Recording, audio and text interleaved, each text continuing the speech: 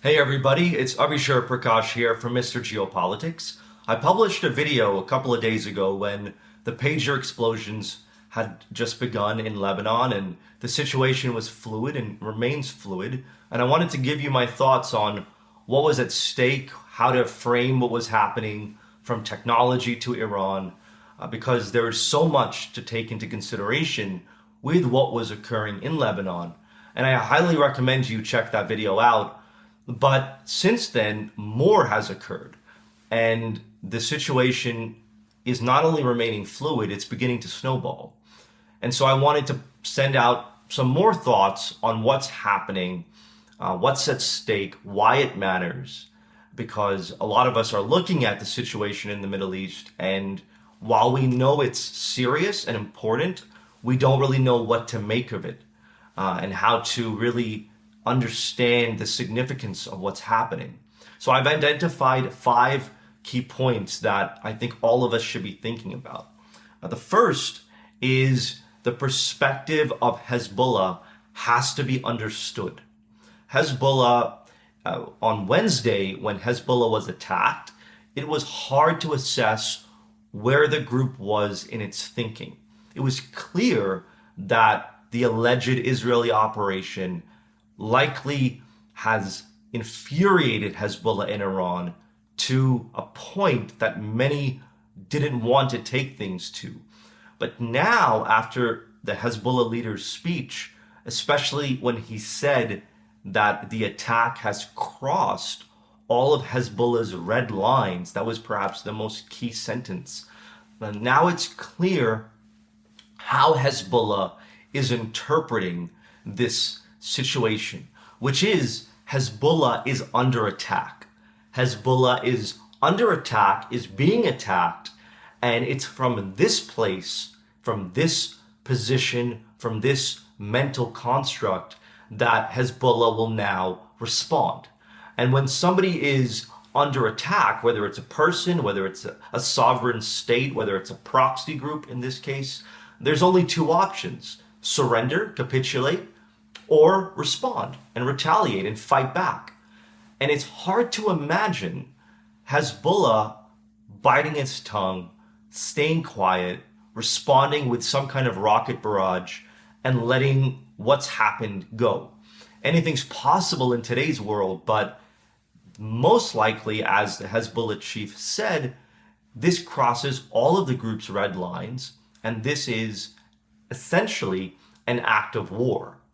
Without saying it, that's what Hezbollah's leader is saying. And in such a setup, Hezbollah's response is going to be dramatic. And behind Hezbollah is Iran.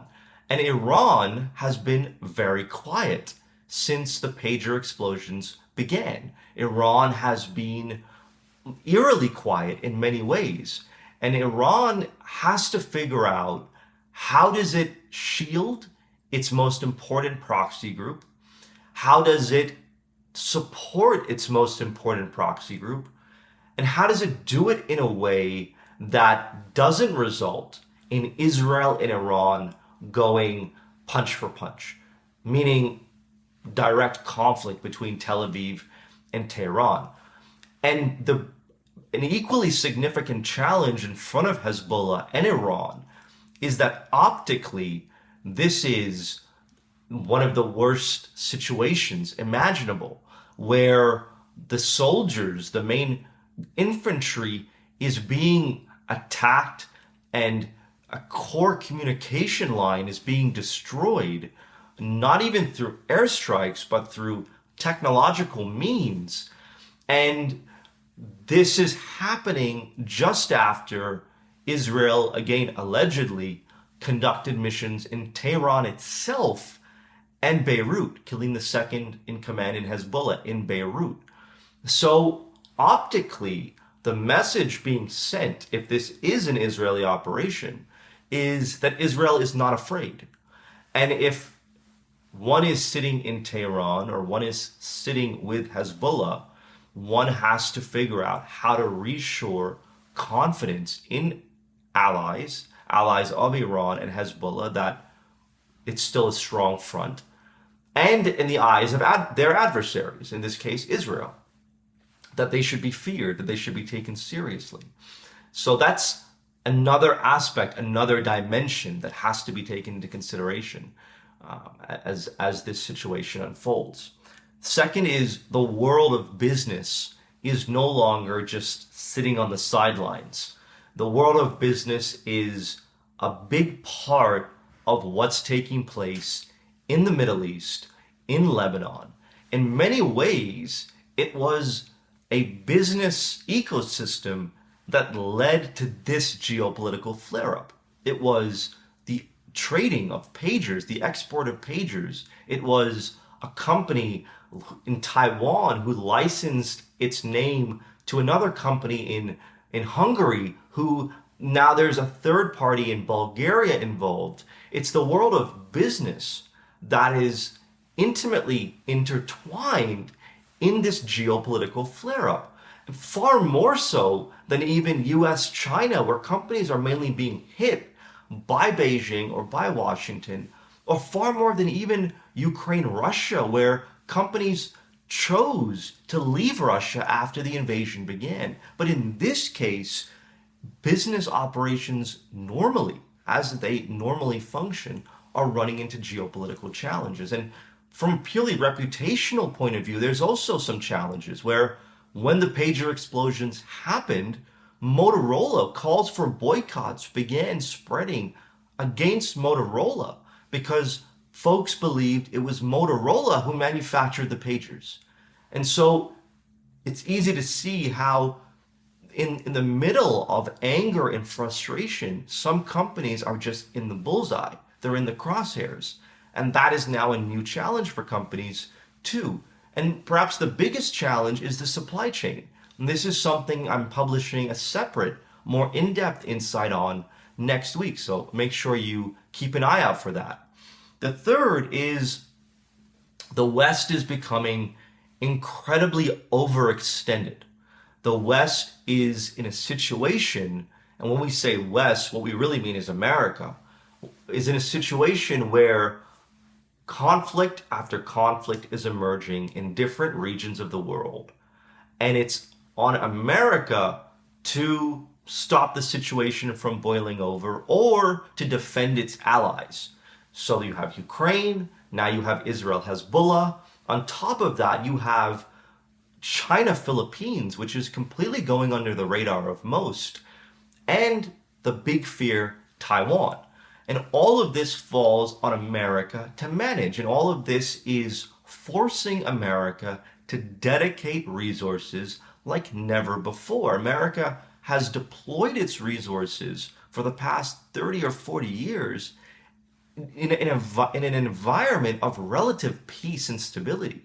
But the idea that on every single region of the world, there's now a conflict that requires a tremendous amount of American military resources, that's a completely different strategy. And on top of all this, it's not even American national security that's being addressed. That's a completely separate strategy, a completely different set of resources. So as the situation between Israel and Hezbollah flares up, America and the West will be forced to commit a huge amount of resources, far more than, let's say, in Gaza or around Gaza, because unlike Hamas, Hezbollah is an incredibly well-trained, well-armed group. According to some estimates, Hezbollah has over 150,000 rockets and missiles largely aimed at Israel.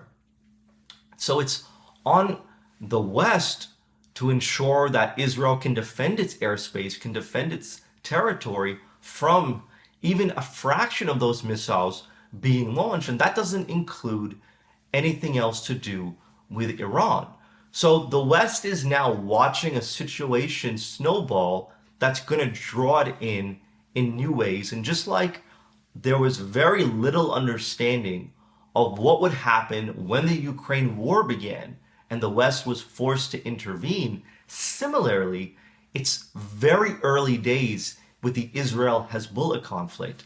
And what the West commits, the strategy the West walks in with, is is going to perhaps change very quickly. And added to this is that just as there could be a domino effect globally, meaning if the Israel-Hezbollah conflict begins, could another situation emerge in Asia or with the US, with China at the Philippines, or with Taiwan? Just as that's a domino situation, another domino situation is that when the Hamas war began, Hezbollah began attacking Israel because of what Israel was doing in Gaza. Similarly, if the Israel-Hezbollah conflict begins, will Houthis begin attacking Israel for what Israel is doing in Lebanon? And Houthis recently launched a major strike, missile strike, on central Israel that was buzzing a lot just prior to the pager explosions, but has since been pushed to the periphery. So the other Iranian proxy groups could play a significant role further spreading this conflict in the Middle East, which is something nobody wants. The fourth point is that the Middle East itself is becoming incredibly volatile. And I touched on this in my previous video, where the Middle East used to be about foreign investment. It used to be about development. It used to be about attracting the best talent. It used to be about these incredibly sophisticated and advanced cities. It used to be about rewiring the economy away from oil and towards AI. The Middle East was all future looking, and war was truly seemed to be either very, very narrow, like the war in Syria or the war in Yemen, or it was not even part of the equation because there was no major war in the Middle East that was drawing in the entire region. But now the central feature, the main feature defining the Middle East today is not AI, it's not foreign investment, it's not new mega cities that are being built, it's war. And this war is now taking place on multiple fronts, from Hamas to Hezbollah to Houthis to the movement of the shadow war between Israel and Iran that's now moved into the public spotlight. And so the Middle East is increasingly being defined by war. The new landscape of the Middle East is increasingly war-torn. And this could end up creating a new kind of friction between Middle Eastern capitals and other capitals who they believe are not taking steps to end the war. And whether this means a face-off between Riyadh and Tel Aviv, or Riyadh and Washington, or an internal face-off between different Middle Eastern capitals, the reality is that as the Middle East descends into chaos, it's going to fall onto Arab capitals and Middle Eastern capitals to figure out what to do. And part of that equation will be pressuring, will be lobbying, will be its own geopolitics with the foreign powers who are playing a significant role too, like the US, like the West. And in all this will be whether those nations can change Israel's outlook. So this is a new dynamic that's going to begin as the Middle East becomes more volatile and more defined by war, because the Middle East has two options. The Middle East can either accept that this is the new trajectory, where war and conflict are the main features, and war begins to reorient other things from business to investment to trade to connectivity, or the Middle East can push back and try and return the region to its previous status quo. And whether Middle Eastern capitals can do that, time will tell. And the last point is blowback, which is that this situation in the Middle East, the pager explosions, and it's not just pager explosions, even walkie-talkies have exploded, and some reports say that even solar panels have been exploding. So there's a range of technologies that Hezbollah was relying on that have been part of these operations, that as this situation snowballs, there will be blowback. And one of the main forms of blowback, first of all, could be for the US election. Both Donald Trump and Kamala Harris have campaigned, especially Trump has campaigned very heavily on bringing the conflict in the Middle East, like the conflict in Europe, to an end. And prior to what has taken place in Lebanon, it seemed achievable. The comments coming out of Tel Aviv pointed to the war against Hamas entering not its final phase, but it was no longer in the beginning phase. So there was a window of opportunity for the US, regardless of who's in the Oval Office in January, to bring peace.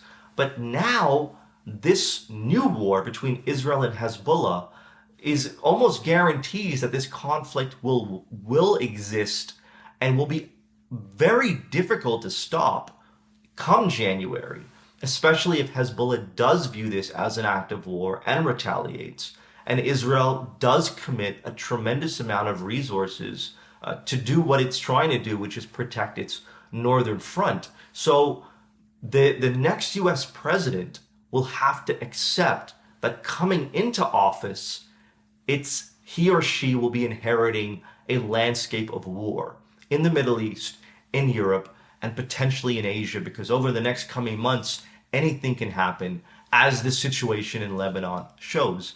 And the second form of blowback is that just as Hezbollah has been taken by surprise that these pagers were hijacked, that the solar panels were hijacked, that the walkie-talkies were hijacked, and what happened as a result, the explosions, other groups, other terrorist groups around the world may be watching this situation, this dramatic situation, and maybe getting certain ideas of what to do with their own plans in the West itself.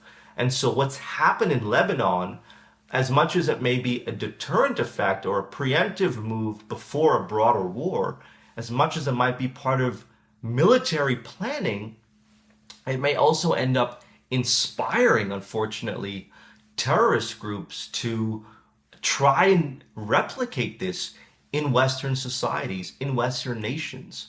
And that has to be part of what Western governments and Western intelligence agencies start thinking about as they watch what's taking place in the Middle East. So those are 5 points, 5 takeaways, more thoughts of mine as I'm analyzing, as I'm watching, and more than likely, more thoughts will come. And if they do, I will publish another video. But for now, based on the situation as it exists on September 20th, this is where my thoughts are at. So I hope you resonated with what I said. Leave your thoughts below and talk soon.